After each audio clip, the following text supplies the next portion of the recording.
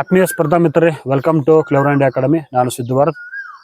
ಇವತ್ತು 2015 ಬ್ಯಾಚಿನ KS officer ಆಗಿರ್ತಕ್ಕಂಥ ಮಹೇಶ್ ಕುಡಿಲಿ ಸರ್ನ ನಮ್ಮ ಒಂದು ವೇದಿಕೆಗೆ ವೆಲ್ಕಮ್ ಮಾಡ್ಕೋತಾ ಇದ್ದೀನಿ. Welcome sir. Thank you sir. Once again congratulations ಕೂಡ ಹೇಳ್ತೀನಿ. ಯಾಕಂದ್ರೆ ಡಿಸ್ಟ್ರಿಕ್ಟ್ ಲೇಬರ್ ಆಫೀಸರ್ ಇಂದ ಇವಾಗ ಅಸಿಸ್ಟೆಂಟ್ ಲೇಬರ್ ಕಮಿಷನರ್ ಆಗಿರ್ತಕ್ಕಂಥ ಒಂದು ಹುದ್ದೆಗೆ ಪದೋನ್ನತಿ ಹೊಂದಿರತಕ್ಕಂಥ ಒಂದು ವಿಚಾರ ಕೇಳಿ ತುಂಬಾ ಸಂತೋಷವಾಯಿತು. ಮಹೇಶ್ ಸರ್, ಆಕ್ಚುಲಿ ಹೇಳ್ಬೇಕಂದ್ರೆ ಇವತ್ತು ಒಂದು KS ನೋಟಿಫಿಕೇಶನ್ ಸಂಬಂಧಪಟ್ಟಂತೆ ಈಗ ಹೊಸ ನೋಟಿಫಿಕೇಶನ್ ಆಗ್ತೈತೆ ಅಂತ ಒಂದು ಸುದ್ದಿಲ್ಲ ಇತ್ತು ಸರ್ ಈಗ. ಹಾಗಾಗಿ ಮತ್ತೆ ಈಗ ಇಂಟರ್ವ್ಯೂ ಕೂಡ ನಡೆದಿದೆ ಈಗ ಆಲ್ರೆಡಿ ಹಳೆ ಬ್ಯಾಚ್ ಇದ್ದು. ಸೊ ಇಲ್ಲಿ ಯಾಕೆ ಇವತ್ತು ಒಂದು ಪ್ರಮುಖವಾಗಿರ್ತಕ್ಕಂಥ ವಿಚಾರ ತಗೊಂಬಂದಿನಿ ಅಂದ್ರೆ, ಈ ಮುಂಬರುವ ಒಂದು KS ಪ್ರಿಪರೇಷನ್ ಮಾಡ್ತಕ್ಕಂಥ ವಿದ್ಯಾರ್ಥಿಗಳಿಗೆ ನಿಮ್ಮ ಒಂದು ಅನುಭವವನ್ನು ಹೇಳ್ಕೊಡ್ಬೇಕು. ನೆಕ್ಸ್ಟ್ ಇನ್ನೊಂದು ಏನಂದ್ರೆ, ನಿಮ್ಮ ಜರ್ನಿ ಯಾವ ಥರ ಇತ್ತು, ನೆಕ್ಸ್ಟ್ ಈಗ ಸಾರ್ವಜನಿಕ ಸೇವೆಯಲ್ಲಿ ಇರ್ತಕ್ಕಂಥ ವ್ಯವಸ್ಥೆಯಲ್ಲಿ ನೀವು ಯಾವ ಥರ ಒಂದು ಸೇವೆಯನ್ನು ಮಾಡೋಕೆ, ಒಂದು ಸ್ಪರ್ಧಾತ್ಮಕ ಜಗತ್ತಿನಲ್ಲಿ ಅಧಿಕಾರಿಯಾಗಿ ಯಾವ ಥರ ಸೇವೆಯನ್ನು ಮಾಡ್ತಕ್ಕಂಥ ಒಂದು ಅವಕಾಶ ಇದೆ ಅಂತ ನಮ್ಮಂದ ಮುಂಬರುವ ಒಂದು KS ಆಸ್ಪಿರೆಂಟ್ಸ್ಗೆ ನೀವು ಒಂದು ಅನುಭವನ ಆಯಿತು, ಮತ್ತೆ ಇರತಕ್ಕಂಥ ಸ್ಟಡಿ ಯಾವ ಥರ ಪ್ರಿಪರೇಷನ್ ಮಾಡ್ಬೇಕು ಅನ್ನೋದು ಕೂಡ ನಮ್ಮ ಒಂದು ವಿದ್ಯಾರ್ಥಿ ಮಿತ್ರರಿಗೆ ಒಂದು ನಿಮ್ಮ ಅನುಭವದಿಂದ ಶೇರ್ ಮಾಡಿ ಸರ್. ಅದು ನೆಕ್ಸ್ಟ್ ಏನಂದರೆ, ನೀವು 2015ರಲ್ಲಿ ಏನು ಬ್ಯಾಚ್ ಇತ್ತಲ್ಲ, ಆ ಪ್ರಿಪ್ರೇಷನ್ ಯಾವ ಥರ ಇತ್ತು ಸರ್ ನಿಮ್ಮದು? ಈಗ ಮೊದಲನೇದಾಗಿ 2015 KS ಬ್ಯಾಚಲ್ಲಿ ನಾವು ಸೆಲೆಕ್ಟ್ ಆಗಿ 2020ಯಲ್ಲಿ ಕರ್ತವ್ಯಕ್ಕೆ ವರದಿಯಾಗಿದ್ದೀವಿ. 2000 ನಾವು ಜಾಯ್ನ್ ಆಗಿದ್ದೀವಿ. ಹೇಳ್ಬೇಕಂದ್ರೆ ನಾವು ಇಂಜಿನಿಯರಿಂಗ್ ಬ್ಯಾಕ್ಗ್ರೌಂಡ್ ಇದ್ರೋದ್ರಿಂದ ಫಸ್ಟಾಗಿ ಏನಾಯಿತು, ಕಾಂಪಿಟೇಟಿವ್ ಎಕ್ಸಾಮ್ ಓದ್ಲಿಕ್ಕೆ ಅಂತ ಬಂದಾಗ ಮೊದಲನೇದಾಗಿ KS ಅಂದರೆ ಒಂದು ಯಾವುದೇ ಎಕ್ಸಾಮ್ ಪ್ರಿಪರೇಷನ್ ಮಾಡಿ ಅದಕ್ಕೊಂದು ಸಿಲಾಬಸ್ ಅಂತ ಇರುತ್ತೆ. Yes sir. ಅದು ನಿಗದಿಪಡಿಸಿದ ಸಿಲಾಬಸ್ ಇರುತ್ತೆ. ಫಸ್ಟ್ ನಾವು ಯಾವುದೇ ಇದ್ರು ಫಸ್ಟ್ ಸಿಲಾಬಸ್ ಕಾಪಿಯನ್ನ ತಗೋಬೇಕು. ಅದನ್ನೇ ಸಾಕಷ್ಟು ಬಾರಿ ಅಧ್ಯಯನ ಮಾಡ್ಬೇಕು. ಅದು ಯಾವ ರೀತಿ ಆಗ್ಬೇಕಂದ್ರೆ ಬಾಯಟ್ ಆಗ್ಬೇಕು. ಅದು ಸಿಲಾಬಸ್ ಬಾಯಟ್ ಆಗ್ಬೇಕು. ಯಾವುದೇ ಟಾಪಿಕ್ ಬಂದ್ರೆ ಇದು ಈ ಸೆಕ್ಷನ್ ಅಂತ ಹೇಳ್ಬೇಕು ನೀವು. ಈ ಸೆಕ್ಷನ್ ಇರುತ್ತೆ. ಈಗ KS ಅಲ್ಲಿ ಭಾಗ 1 ಇರ್ತದೆ, SA ಸೆಕ್ಷನ್ 1 ಇರ್ತದೆ, ಆಮೇಲೆ ಇದು GS 1 ಪೇಪರ್ ಇರ್ತದೆ, ಅದೊಂದು ಸೆಕ್ಷನ್. GS 2 ಪೇಪರ್ ಇದೆ, ಅದ್ರಲ್ಲಿ ಮತ್ತೆ ಸಬ್ ಸೆಕ್ಷನ್ ಇರ್ತವೆ. ಪಾಲಿಟಿ ಇರ್ತದೆ, ಪಬ್ಲಿಕ್ ಅಡ್ಮಿನಿಸ್ಟ್ರೇಷನ್ ಇರ್ತದೆ, ಜಿಯೋಗ್ರಫಿ ಇರ್ತದೆ. ಸೊ ಈ ಬೇರೆ ಬೇರೆ ಸೆಕ್ಷನ್ಸ್ ಇರ್ತದೆ. ಸೊ ಎಲ್ಲಿವರೆಗೆ ನೀವು ಸಿಲಾಬಸ್ ಅನ್ನ ಚೆನ್ನಾಗಿ ಅರ್ಥ ಮಾಡ್ಕೋಬೇಕಂದ್ರೆ, ಇದು ಯಾವ ಪೇಪರ್ ಓದ್ತಾ ಇರ್ತೀರಿ ನೀವು. ಫಾರ್ ಎಕ್ಸಾಂಪಲ್ ಒಂದು ನ್ಯೂಸ್ ಪೇಪರ್ ಓದ್ತಾ ಇರ್ತೀರಿ. ಆ ನ್ಯೂಸ್ ಪೇಪರ್ ಅಲ್ಲಿ ಒಂದ್ ಯಾವ್ದೋ ಆರ್ಟಿಕಲ್ ಬರುತ್ತೆ. ನೀವು ಸಡನ್ ಆಗಿ ಹೇಳ್ಬೇಕು ಆ ಆರ್ಟಿಕಲ್ ಈ GS ಪೇಪರ್ ಹೆಲ್ಪ್ ಆಗುತ್ತೆ ಅಂತ, ಆ ರೀತಿ. ಆಮೇಲೆ ಎಸ್ಸೆ ಹೆಂಗಿರುತ್ತೆ ಅಂದ್ರೆ, ಎಸ್ಸೆ ಅಂದ್ರೆ ಅನಾಲಿಸಿಸ್ ಬೇಸಿಸ್ ಇರುತ್ತೆ. ಸೊ ನೀವು 125 ಮಾರ್ಕ್ಸ್ ಒಂದು ಎಸ್ಸೆ ಬರಿಬೇಕಂದ್ರೆ ನಿಮ್ಗೆ ಸಾಕಷ್ಟು ಅದೇನಂದ್ರೆ ಬ್ಯಾಕ್ಗ್ರೌಂಡ್ ಮಾಹಿತಿ ಇರ್ಬೇಕು, ಸಮ್ ಸ್ಟ್ಯಾಟಿಸ್ಟಿಕ್ಸ್ ಇರ್ಬೇಕು. ಅಂದ್ರೆ ಇದು ಇಷ್ಟು ಪ್ರಮಾಣದಲ್ಲಿ ಇದು ಇರ್ತದೆ, ಈ ತರ ನಂಬರ್ಸ್ ಹೇಳ್ಬೇಕಾಗತ್ತೆ. ಸೊ ನಿಮ್ಗೆ ಅವೆಲ್ಲ ಏನಾಗುತ್ತೆ, ಎಸ್ಸೆಗೆ ವ್ಯಾಲ್ಯೂ ಆಡೆಡ್ ಆಗುತ್ತೆ. ಅಂದ್ರೆ ಪೇಪರ್ ಕಟಿಂಗ್ಸ್ ಬಂದೈತೆ ಅಂದ್ರೆ ಈ ಸೆಕ್ಷನ್ ಇದು ನಮ್ಗೆ ಯೂಸ್ ಐತೆ. ಒಂದು 2-3 ತಾಸು ನೀವು ವಿಸ್ತಾರವಾಗಿ ಪೇಪರ್ ಓದ್ಬೇಕು. ಆ ಪೇಪರ್ ಓದಿದ್ಮೇಲೆ ಪೇಪರ್ ನಿಮ್ಗೆ ಯಾವ ರೀತಿ ನಿಮ್ಗೆ ಹೆಲ್ಪ್ ಆಗುತ್ತೆ ಅಂತ ಅದನ್ನ ಒಂದು ರೀತಿ ಚೆನ್ನಾಗಿದ್ರೆ ಆರ್ಟಿಕಲ್ ನೀವು ಕಟ್ ಮಾಡಿ ಇಟ್ಕೋಬಹುದು, ಅಥವಾ ಒಂದು ಸ್ಮಾಲ್ ನೋಟ್ಸ್ ಮಾಡ್ಕೋಬಹುದು.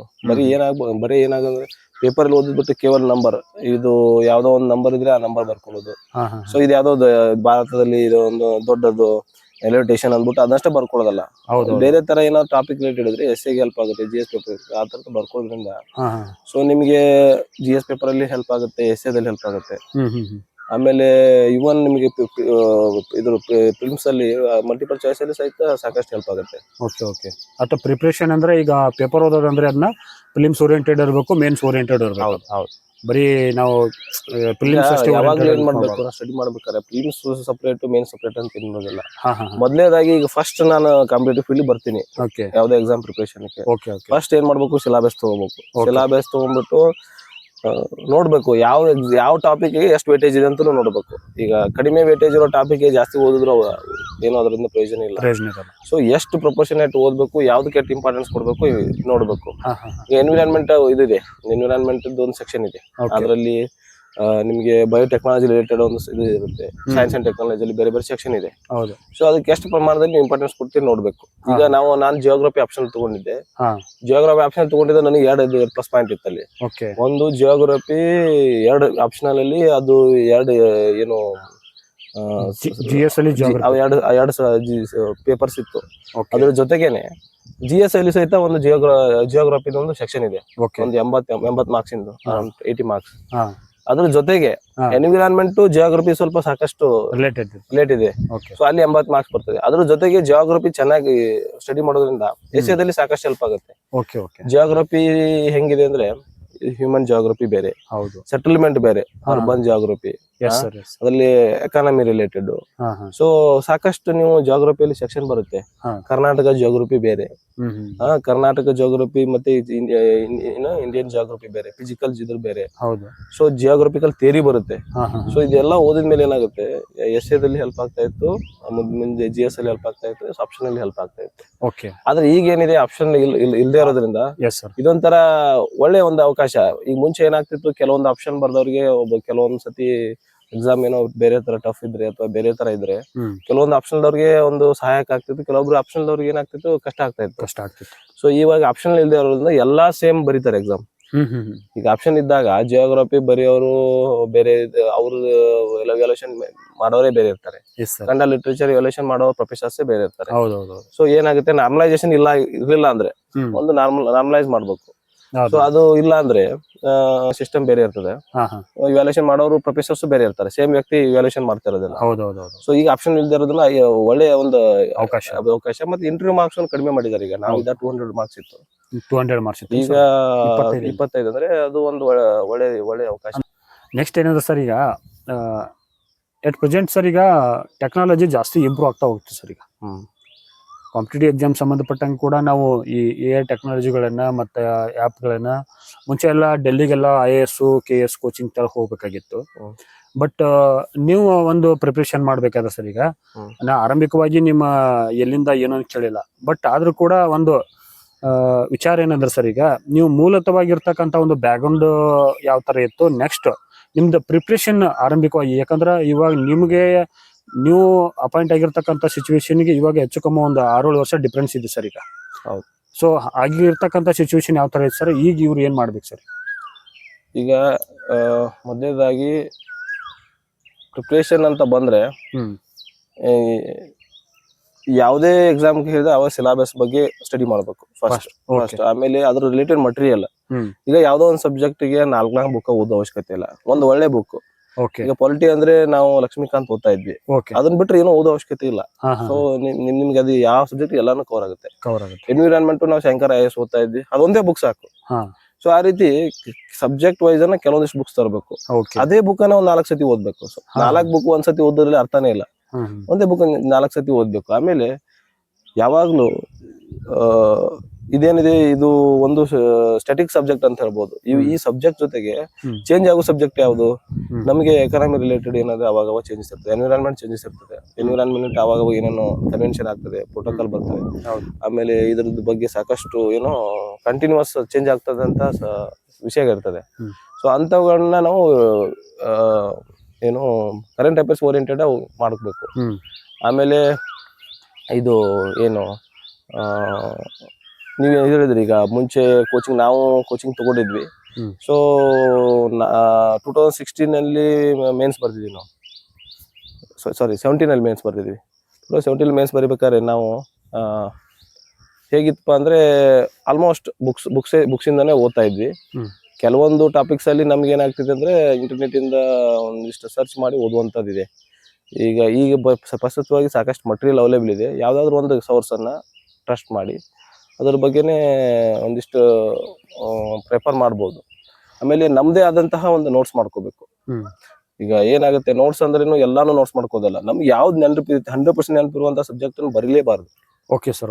ಯಾವ್ದೋ ಒಂದು ಟಾಪಿಕ್ ತೆಗಿತೀವಿ ನಾವು, ಭಾರತ ಸ್ವಾತಂತ್ರ್ಯ ಸಂಗ್ರಾಮ ಅಂತ ಹೇಳ್ಬಿಟ್ಟು, ಅದ್ರಲ್ಲಿ ನಮ್ಗೆ ಎಷ್ಟೋ ವಿಷಯ ಗೊತ್ತಿರುತ್ತೆ.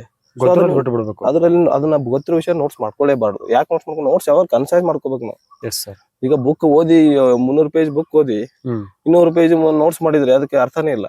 ಯಾಕಂದ್ರೆ ವಿದಿನ್ ಶಾರ್ಟ್ ಟೈಮ್ ಅಲ್ಲಿ, ಈಗ ನಾಳೆ ಎಕ್ಸಾಮ್ ಇದೆ ಅಂದ್ರೆ ಇವತ್ತು ಓದಿ ಮುಗಿಸುವಂಗೆ ನೋಟ್ಸ್ ಮಾಡ್ಕೋಬೇಕು. ಗೊತ್ತಿರೋದು 100% ನಮ್ಗೆ ಗೊತ್ತಿರೋದನ್ನ ಯಾವ್ದನ್ನು ಬರ್ಕೋಬಾರ್ದು, ಎಲ್ಲ ಸ್ಕಿಪ್ ಮಾಡ್ಬೇಕು. ಯಾವ್ದು ಗೊತ್ತಿರಲ್ಲ, ಯಾವ್ದು ನಮ್ಗೆ ನೆನಪಲ್ಲಿ ಇರೋದಕ್ಕೆ ಕಷ್ಟ ಆಗುತ್ತೆ ಅಂತ ನೋಟ್ಸ್ ಮಾಡ್ಕೋಬೇಕು. ಆಮೇಲೆ ಯಾವ್ದು ನೋಟ್ಸ್ ಮಾಡ್ಕೋಬೇಕು, ಕನ್ಫ್ಯೂಸಿಂಗ್ ಇರ್ತದೆ. ಯಾವ್ದೋ 2 ವಿಷಯ ಇರ್ತದೆ, ಈ ರೀತಿ ಇದಕ್ಕೆ ಅದಕ್ಕೆ ಲಿಂಕ್ ಮಾಡುವಂತ ವಿಷಯ, ನಿಮ್ಗೆ ಅಷ್ಟು ಕನ್ಫ್ಯೂಸ್ ಆಗುವಂತ ಸಬ್ಜೆಕ್ಟ್ ಇದ್ರೆ ಸೊ ಆ ಟೈಮಲ್ಲಿ ನೋಟ್ಸ್ ಮಾಡ್ಕೋಬೇಕು, ಆ ಟ್ರಿಕ್ಸ್ ಮಾಡ್ಕೋಬೇಕು. ಆಮೇಲೆ ಈಸಿಯಾಗಿ ನೆನಪಿಡೋರು ಟ್ರಿಕ್ಸ್ ಮಾಡ್ಕೋಬಾರ್ದು. ಈಗ ನಾನು ಸುಮಾರು ಅಬ್ಸರ್ವ್ ಮಾಡಿದೀನಿ, ಎಲ್ಲದಕ್ಕೂ ಒಂದು ಏನೋ ಕೋಡ್ ಮಾಡ್ಕೋತಾರೆ ಟ್ರಿಕ್ಸ್ ಅಂದ್ಬಿಟ್ಟು. ಏನೋ ಒಂದು ನದಿಗಳ ಹೆಸರು ನೆನಪಿಡೋಕೆ ಒಂದು ಟ್ರಿಕ್ಸ್, ಆಮೇಲೆ ಇಂಟರ್ನ್ಯಾಷನಲ್ ಆರ್ಗನೈಸೇಷನ್ ಒಂದು ಟ್ರಿಕ್ಸ್. ಈ ತರ ಎಲ್ಲದಕ್ಕೂ ಟ್ರಿಕ್ಸ್ ಮಾಡೋ ಅವಶ್ಯಕತೆ ಏನಿರುದಿಲ್ಲ. ಕೆಲವೊಂದು ಚೆನ್ನಾಗಿ ನೆನಪುಳಿಯುವಂತ ಇರ್ತದೆ. ಆಮೇಲೆ ಯಾವ್ದೋ ಒಂದು ಓದ್ಬೇಕಾದ್ರೆ, ಈಗ for example Indian river system ಬಗ್ಗೆ ಓದ್ತಿರ್ತೀವಿ. ಇಂಡಿಯನ್ ರಿವರ್ ಸಿಸ್ಟಮ್ ಬಗ್ಗೆ ಓದ್ಬೇಕಾದ್ರೆ ಮ್ಯಾಪ್ ಚೆನ್ನಾಗಿ ನೋಡ್ಕೋಬೇಕು. ಫಸ್ಟ್ ಮ್ಯಾಪ್ ರೀಡಿಂಗ್ ಇರಬೇಕು. ಮ್ಯಾಪ್ ರೀಡಿಂಗ್ ಅಂದ್ರೆ ನಿಮ್ಗೆ ಬರೀ ನದಿ ಹೆಸರು ಇದು ಇಲ್ಲಿ ಹುಟ್ಟುತ್ತೆ, ಇದು ಇಲ್ಲಿ ಹರಿಯುತ್ತೆ ಅಂತ. ಸೊ ಇದು ನಿಮ್ಗೆ ಮ್ಯಾಪ್ ನೋಡಿದ ತಕ್ಷಣ ನಿಮ್ಗೆ ಕಂಪ್ಲೀಟ್ ಅಂಡರ್ಸ್ಟ್ಯಾಂಡ್ ಆಗ್ಬಿಡುತ್ತೆ. ಮ್ಯಾಪ್ ರೀಡಿಂಗ್ ಮಾಡ್ಬೇಕು. ಜಿಯೋಗ್ರಫಿ ಅಂತ ಬಂದ್ರೆ ಮ್ಯಾಪ್ ರೀಡಿಂಗ್ ಮಾಡ್ಬೇಕು. ಎಲ್ಲಿ ಯಾವ ಹಿಲ್ ಸಿಸ್ಟಮ್ ಬರ್ತದೆ, ಎಲ್ಲಿ ಯಾವ ಪೀಕ್ ಇದೆ, ಎಲ್ಲಿ ಆಮೇಲೆ ಎಲ್ಲಿ ಯಾವ ರಿವರ್ ಸಿಸ್ಟಮ್ ಇದೆ, ಯಾವ ರಿವರ್ ಏನೋ ಎಷ್ಟು ಪ್ರಮಾಣದಲ್ಲಿ ಹರಿತಾ ಇದೆ, ವಿಚ್ ಡೈರೆಕ್ಷನ್, ಪೂರ್ವಾಭಿಮುಖವಾಗಿ ಹರಿಯುವ ನದಿ ಯಾವ್ದು, western side towards west side ಯಾವ್ದು. ಸೊ ಇವೆಲ್ಲ ಮ್ಯಾಪ್ ರೀಡಿಂಗ್ ಮಾಡ್ಬೋದು. ಈವನ್ ಜಿಯೋಗ್ರಫಿಯಲ್ಲಿ ನೀವು ಎಲ್ಲಿ ಮೈನಿಂಗ್ ಇದೆ, ಎಲ್ಲಿ ನಮ್ಮಲ್ಲಿ ಏನಂತಾರದು ಖನಿಜ ಸಂಪನ್ಮೂಲ ಯಾವ ರಾಜ್ಯದಲ್ಲಿದೆ, ಯಾವ ಏರಿಯಾದಲ್ಲಿದೆ, ಅಲ್ಲೇ ಯಾಕಿದೆ, ಎಲ್ಲಿ ಪ್ಲೇನ್ಸ್ ಇದೆ, ಎಲ್ಲಿ ಪೀಕ್ ಸಿಸ್ಟಮ್ ಇದೆ, ಇದು ಎಲ್ಲಿ ಈ ಹಿಲ್ ರೇಂಜ್ ಇರುತ್ತೆ, ಇವನ್ನೆಲ್ಲಾನು ಒಂದು ರೀಡಿಂಗ್ ಮಾಡಬೇಕು. ಮತ್ತೆ ಹಿಸ್ಟೋರೀಸ್ ಎಲ್ಲಿದೆ, ಹಿಸ್ಟೋರೀಸ್ ಇಲ್ಲೇ ಹಾಕಿದೆ. ಸೊ ಈ ತರ ಒಂದು ಕನೆಕ್ಟ್ ಮಾಡಿ ಓದಿದಾಗ ನಿಮ್ಗೆ ಬಹಳಷ್ಟು ಏನಾಗುತ್ತೆ, ಬಯಾಟ್ ಮಾಡೋ ಅವಶ್ಯಕತೆ ಇರುದಿಲ್ಲ. ಕೆಲವೊಂದ್ಸತಿ ಹೇಗಿರುತ್ತೆ ಅಂದ್ರೆ, ಚೆನ್ನಾಗಿ ಕಾನ್ಸೆಪ್ಟ್ ವೈಸ್ ಓದ್ರೆ ಎಕ್ಸಾಮ್ ಅಲ್ಲಿ ಕರೆಕ್ಟ್ ನಿಮ್ಗೆ ಗೊತ್ತಾಗ್ಬಿಡ್ತದೆ. ಸೊ ಇದು ಆನ್ಸರ್ ಇದೆ ಅಂತ ಹೇಳ್ಬಿಟ್ಟು, ಇವನ್ ಮಲ್ಟಿಪಲ್ ಚಾಯ್ಸ್ ಕ್ವಶನ್ಸ್ ಎಲ್ಲ. ಸೊ ಅದ್ರ ಜೊತೆಗೆ ಓದ್ಬೇಕಾದ್ರೆ ಏನ್ ಮಾಡ್ಬೇಕು, ನಾವೇನ್ ಮಾಡ್ತೀವಿ, ಇವತ್ತು ಓದಿದ್ದನ್ನ ಒಂದ್ 15 ದಿವಸ, ಒಂದ್ ತಿಂಗ್ ಬಿಟ್ಟು ಮತ್ತೆ ಓದ್ತೀವಿ. ಸೊ ಆ ರೀತಿ ಮಾಡ್ಬಾರ್ದು. ರಿವಿಷನ್ ಹೇಗಿರ್ಬೇಕಂದ್ರೆ, ಒಂದ್ ಯಾವ್ದೋ ಟಾಪಿಕ್ ಓದ್ತೀರಿ, ನಾವು ಓದಿದ್ಮೇಲೆ ಸ್ವಲ್ಪ ನಮ್ಗೆ ಮರ್ತಿರುತ್ತೆ, ನಾಳೆ ಮತ್ತೆ ಅದರಿಂದ ಎಷ್ಟು ಮರಿಯುತ್ತೆ, ಒಂದ್ ವಾರ ಬಿದ್ದು ಆಲ್ಮೋಸ್ಟ್ ಎಲ್ಲ ಮರ್ತಿರುತ್ತೆ. ಸೊ ಅದ್ರ ಬದ್ಲು ಒಂದ್ ದಿವಸ ಓದಿದ್ಮೇಲೆ ಸ್ವಲ್ಪ ಒಂದು ಬುಕ್ ಕ್ಲೋಸ್ ಮಾಡಿ ಒಂದಿಷ್ಟು ರಿಕಾಲ್ ಅಂತಾರೆ, ರಿವಿಷನ್ ಅಲ್ಲ, ರಿಕಾಲ್ ಏನೇನು ಓದಿ ಜಸ್ಟ್ ಒಂದು 5 to 10 minutes. ರಿಕಾಲ್ ಅಂದ್ರೆ ಯಾವ ತರ ಮಾಡ್ಬೇಕು ಸರ್ ಅದು? ಈಗ ಏನೋ ಟಾಪಿಕ್ ಓದ್ತೀರಿ, ಯಾವ್ದು ಒಂದು ಫಾರ್ ಎಕ್ಸಾಂಪಲ್ ಯಾವ್ದೋ ಸಿಂಧು ನಾಗರಿಕತೆ ಬಗ್ಗೆ, ಇಂಡಸ್ ವ್ಯಾಲಿ ಸಿವಿಲೈಸೇಷನ್ ಬಗ್ಗೆ ಓದ್ತಿರೋ ಒಂದು ಟಾಪಿಕ್, ಒಂದ್ 4-5 ಪೇಜ್ ಓದ್ತೀರಿ. ಒಂದು 4-5 ಪೇಜ್ ಹೋದ್ಮೇಲೆ ಸುಮ್ನೆ ಬುಕ್ ಕ್ಲೋಸ್ ಮಾಡ್ಬಿಟ್ಟು, ಇಂಡಸ್ ವ್ಯಾಲಿ ಸಿವಿಲೈಸೇಷನ್ ಯಾವಾಗ ಸ್ಟಾರ್ಟ್ ಆಯ್ತು, ಇಂಡಸ್ ವ್ಯಾಲಿ ಸಿವಿಲೈಸೇಷನ್ ಎಲ್ಲಿ ಫ್ಲೋರಿಸ್ ಆಯ್ತು, ಯಾವ ನದಿ ಮೇಲೆ ಆಯ್ತು, ಇಲ್ಲೇ ಯಾಕೆ ಆಗಿರ್ಬೋದು, ಆಮೇಲೆ ಅಲ್ಲಿ ಅವ್ರದ್ದು ಆಹಾರ ಪದ್ಧತಿ ಏನಿತ್ತು, ಅರ್ಬನ್ ಸಿಸ್ಟಮ್ ಹೆಂಗಿತ್ತು, ಈಗ ಡ್ರೈನೇಜ್ ಸಿಸ್ಟಮ್ ಬಗ್ಗೆ ನಾವು ಮಾತಾಡ್ತೀವಿ, ವೆಲ್ ಸ್ಟ್ರಕ್ಚರ್ಡ್ ಅರ್ಬನ್ ಸಿಸ್ಟಮ್ ಇತ್ತು ಅಂತ ಹೇಳಿ, ಸೊಸೈಟಿ ಇತ್ತು ಅಂತ ಹೇಳಿ. ಸೊ ಇದೆಲ್ಲ ಸುಮ್ನೆ ಒಂದಿಷ್ಟು ಕ್ವಶನ್ ಮಾಡ್ಕೊಂಡು ಅಲ್ಲೇ ಡಿವಿಷನ್ ನಾವು ಕ್ವಶನ್ ಮಾಡ್ಕೊಂಡು ಒಂದಿಷ್ಟು ರಿಕಾಲ್ ಮಾಡ್ಕೋಬೇಕು. ಅದಾದ್ಮೇಲೆ ಒಂದು 3 to 4 days ಬಿಟ್ಟು ಮತ್ತೆ ಅದನ್ನ ರಿವೈಸ್ ಮಾಡುವಂತ ಒಂದು ಪ್ರಾಕ್ಟೀಸ್ ಮಾಡ್ಬೇಕು. ಅದಾದ್ಮೇಲೆ ಒಂದು 10 days 15 days ಬಿಟ್ಟು ಈ ರೀತಿ ಮಾಡಿದ್ರೆ ಆಲ್ಮೋಸ್ಟ್ ನಿಮ್ಗೆ ಏನಾಗುತ್ತೆ, ಓದಿರೋದೆಲ್ಲ ನೆನಪಲ್ಲಿ ಉಳ್ಕೊಳ್ಳುತ್ತೆ. ಅಂದ್ರೆ ನಾವು ಬರೀ ಓದ್ತಾದ ತಕ್ಷಣ ಒಂದು 15 ದಿನ ಬಿಟ್ಟು 20 ದಿನ ಬಿಟ್ಟು ಮತ್ತೆ ಓದೋದಕ್ಕಿಂತ ಒಂದ್ 2-3 ದಿನದಲ್ಲಿ ಮತ್ತೆ ರೀಕಾಲ್ ಮಾಡಿದ್ರೆ ಬೆಸ್ಟ್. ಅದು ನಿಮಗೆ ಏನಾಗುತ್ತೆ, 3 to 4 days ಹೋದ್ರೆ ನಿಮ್ಗೆ ಬಹಳಷ್ಟು ನಿಮಗೆ ರಿಕಾಲ್ ಆಗ್ಬಿಡ್ತದೆ. ಆಮೇಲೆ ಕೆಲವೊಂದು ಕಾನ್ಸೆಪ್ಟ್ ಹೆಂಗಿರ್ತದೆ ಅಂದ್ರೆ, ಒಂದ್ಸತಿ ಓದಕ್ಕೆ ಕೆಲವೊಂದು ಕಾನ್ಸೆಪ್ಟೇ ಅರ್ಥ ಆಗಲ್ಲ. ಒಂದ್ಸತಿ ಓದಿದಾಗ ಕೆಲವೊಂದಿಷ್ಟು ಅರ್ಥ ಆಗಿರುತ್ತೆ, 2ನೇ ಸತಿ ಓದಿದಾಗ ಮತ್ತೊಂದಿಷ್ಟು ಅರ್ಥ ಆಗುತ್ತೆ, 3ನೇ ಸತಿ ಓದಿದಾಗ ಮತ್ತೊಂದಿಷ್ಟು ಅರ್ಥ ಆಗುತ್ತೆ. ಸೊ ಈ ರೀತಿ ಇರ್ತದೆ. ನೀವು ಬಹಳಷ್ಟು ಗ್ಯಾಪ್ ಮಾಡಿ ಓದೋದ್ರಿಂದ ಏನಾಗುತ್ತೆ, ಮತ್ತೆ ಅದು ಹೊಸದೇ ಅನಿಸುತ್ತೆ ನಿಮ್ಗೆ. ಸೊ ಪದೇ ಬೇಗ ಒಂದು ಮಧ್ಯೆ ಗ್ಯಾಪ್ ಕಡಿಮೆ ಇದ್ದಾಗ ನಿಮ್ಗೆ ಅದ್ರ ಬಗ್ಗೆ ಕಾನ್ಸೆಪ್ಟ್ ಕ್ಲಿಯರ್ ಆಗುತ್ತೆ. ಮತ್ತೆ ಯಾವಾಗ್ಲೂ ಅಷ್ಟೇ, ನೀವು ಯಾವ್ದೋ ಒಬ್ರು ಕಾಂಪಿಟೇಟಿವ್ ಬಂದ್ರೆ ಫಸ್ಟ್ ಟೈಮ್ ಓದ್ಬೇಕಾದ್ರೆ ತುಂಬಾ ಚೆನ್ನಾಗಿ ಓದ್ಬೇಕು. ಅವಾಗ ನೋಟ್ಸ್ ಮಾಡೋ ಹರಿಬರಿ ಇರಬಾರ್ದು, ಸುಮ್ನೆ ಎಲ್ಲಾ ಬುಕ್ಸ್ ಹೋಗ್ಬೇಕು, ಎಲ್ಲಾ ಒಂದ್ಸತಿ ಓದ್ಬಿಡ್ಬೇಕು. ಫಸ್ಟ್ ಬರೀಬೇಕು, ಎಲ್ಲಾನು ಎಂಡ್ ಟು ಎಂಡ್ ಓದ್ಬೇಕು, ಯಾವ್ದು ಸ್ಕಿಪ್ ಮಾಡಿ ಓದ್ಬಾರ್ದು. ಆಮೇಲೆ ಇನ್ಫಾರ್ಮೇಶನ್ ವೈಸ್ ಓದ್ಬಾರ್ದು. ಯಾವಾಗಲ್ಲ ಈಗೇನ್ ನೋಡಿ, ನಿಮ್ಗೆ ಏನ್ ಬೇಕಪ್ಪ, ನಿಮ್ಮ ಭಾರತದಲ್ಲಿ ಯಾವ್ದು ಪೀಕ್ ಇದೆ, ಇದ್ರಲ್ಲಿ ಹಿಮಾಲಯನ್ ನಲ್ಲಿ ಏನಿದೆ, ಯಾವ ರೇಂಜ್, ಹಿಮಾಲಯನ್ ರೇಂಜ್ ಅಲ್ಲಿ ಯಾವ್ದು ಪೀಕ್ ಹೆಚ್ಚಿದೆ, ಯಾವ್ದು ಉದ್ದ ನದಿ ಇದೆ, ಯಾವ್ದು ದೊಡ್ಡ ರೈಲ್ವೆ ಸ್ಟೇಷನ್ ಇದೆ, ಇಂಥವೆಲ್ಲ ಗೂಗಲ್ ಅಲ್ಲಿ ಹೊಡೆದ್ರೆ ಸಿಗುತ್ತೆ ನಿಮಗೆ. ಸೊ ಅಂತವನ್ನ ಆ ಟೈಪ್ ಈ ತರ ಇನ್ಫಾರ್ಮೇಶನ್ ಓರಿಯೆಂಟೆಡ್, ಬರೀ ಇನ್ಫಾರ್ಮೇಶನ್ ಕಲೆಕ್ಟ್ ಮಾಡೋ ಓರಿಯೆಂಟೆಡ್ ಆಗಿ ಓದೋದ್ ಬದ್ಲಿ ಟೋಟಲ್ ಕಾನ್ಸೆಪ್ಟ್ ವೈಸ್ ಓದ್ಬೇಕು. ಫಸ್ಟ್ ಕಾನ್ಸೆಪ್ಟ್ ವೈಸ್ ಓದ್ಬೇಕು. ಆಮೇಲೆ ನೀವು ಅದು ನೆನಪಲ್ಲಿ ಇಟ್ಕೊಂತದ್. ಆಮೇಲೆ ಫಸ್ಟ್ ಏನಾದ್ರು ಸುಮ್ನೆ ಓದ್ಬೇಕು, ನೆನಪಿಟ್ಕೋಬೇಕಂತ ಓದ್ಬಾರ್ದು, ಸುಮ್ನೆ ಚೆನ್ನಾಗಿ ಎಂಜಾಯ್ ಮಾಡ್ಕೊಂಡು ಓದ್ಬೇಕು. ಫಸ್ಟ್ ಸೆಕೆಂಡ್ ಟೈಮ್ ಓದ್ಬೇಕಾದ್ರೆ ಏನ್ ಮಾಡ್ಬೇಕು, ಸ್ವಲ್ಪ ನೀಟಾಗಿ ಓದಿ ಅದ್ರದ್ದು ಏನಾದ್ರು ಸ್ವಲ್ಪ ನೋಟ್ಸ್ ಮಾಡ್ಕೊಳ್ಬಹುದು. ಆಮೇಲೆ ನೀವು ಹೈಲೈಟ್ ಮಾಡ್ಕೊ. ಸರ್, ಈಗ ಫಸ್ಟ್ ಟೈಮ್ ಓದ್ಬೇಕಾದ್ರೆ ಅವರು ಆಲ್ರೆಡಿ ಒಂದು ಮಾರ್ಕ್ ಮಾಡ್ಕೊಂಡು ಸೆಕೆಂಡ್ ಟೈಮ್ ಓದೋ ಹೊತ್ನಾಗ ಅದನ್ನ ನೋಟ್ಸ್ ಮಾಡ್ಕೋಬೇಕು. ಇಲ್ಲ, ಫಸ್ಟ್ ಟೈಮ್ ನೀವು ಏನು ಮಾರ್ಕ್ ಮಾಡ್ಕೋದು ಬೇಡ. ಫಸ್ಟ್ ಟೈಮ್ ಏನಾದ್ರು ಚೆನ್ನಾಗಿ ಓದ್ಬೇಕು. ಒಂದ್ ಸತಿ ಓದ್ಬೇಕು ಎಲ್ಲಾನು. ಹಾ ಹಾ ನೆಕ್ಸ್ಟ್ ಟೈಮ್ ಓದ್ಕೋಬೇಕಾದ್ರೆ ಬೇಕಾದ್ರೆ ನೀವು ನೋಟ್ಸ್ ಸರಿ ಮಾಡ್ಕೊರಿ, ಮಾರ್ಕರ್ ಮಾಡ್ಕೋಬೇಕು. ನಾನಂತೂ ಫಸ್ಟ್ ಟೈಮ್ ಓದ್ಬೇಕಾದ್ರೆ ಹಾ. ನೋಟ್ಸ್ ಮಾಡ್ಕೊಂಡಿಲ್ಲ. ಅಂದ್ರೆ ಕ್ಲೀನ್ ರೀಡಿಂಗ್ ಇರ್ಬೇಕು first at least clean reading ಇರಬೇಕು. ಅದೇನಾಗುತ್ತೆ, ನೀವು ನೋಟ್ಸ್ ಮಾಡ್ಕೊಂಡು ಸಾಕಷ್ಟು ಟೈಮ್ ಕನ್ಸ್ಯೂಮ್ ಆಗುತ್ತೆ. ಓಕೆ. ಸೊ ಫಸ್ಟ್ ಟೈಮ್ ಓದ್ಬಿಡ್ಬೇಕು. ಒಟ್ಟಲ್ಲಿ ಒಂದು ಐಡಿಯಾ ಸಿಗುತ್ತೆ ಫಸ್ಟ್ ರೀಡ್ ಮಾಡಿದ್ರೆ ಐಡಿಯಾ ಸಿಗುತ್ತೆ, ಆಮೇಲೆ ನೋಟ್ಸ್ ಮಾಡ್ಕೊಡ್ರಿ ನಿಮ್ ಅನುಕೂಲ ತಕ್ಕಂಗೆ ಬರ್ಕೊತ ಹೋಗ್ಬೇಕು.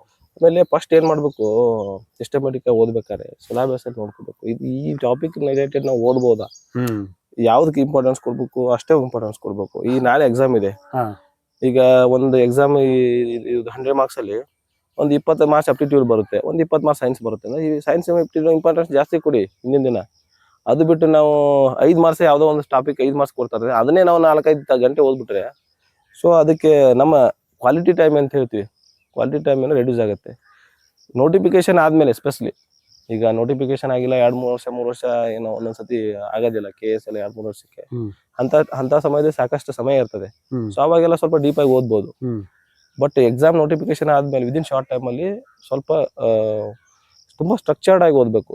ಈ ಉದಾಹರಣೆಗೆ ಸಿಲೆಬಸ್ ತಗೊಂಡ್ಬಿಟ್ಟು ಏನ್ ಮಾಡ್ಬೇಕು, ಈ ಬುಕ್ ಅಲ್ಲಿ ಮಾರ್ಕ್ ಮಾಡ್ಕೊಂಡ್ಬಿಡ್ಬೇಕು, ಈ ಪೇಜಿಂದ ಈ ಪೇಜ್ ಇದು ಇಂಪಾರ್ಟೆಂಟ್ ಇದೆ ನನಗೆ, ಇದು ಓದ್ಬೇಕು, ಇದರಲ್ಲಿ ಇಂಪಾರ್ಟೆಂಟ್. ಮತ್ತೆ ಹಿಸ್ಟ್ರಿಯಲ್ಲೇ ನಿಮಗೆ ಫಾರ್ ಎಕ್ಸಾಂಪಲ್ KS ಅಲ್ಲಿ ಹಿಸ್ಟ್ರಿಯಲ್ಲೇ ಕೆಲವೊಂದು ಟಾಪಿಕ್ಸ್ ಜಾಸ್ತಿ ಇರ್ತದೆ ಕ್ವಶನ್ಸ್.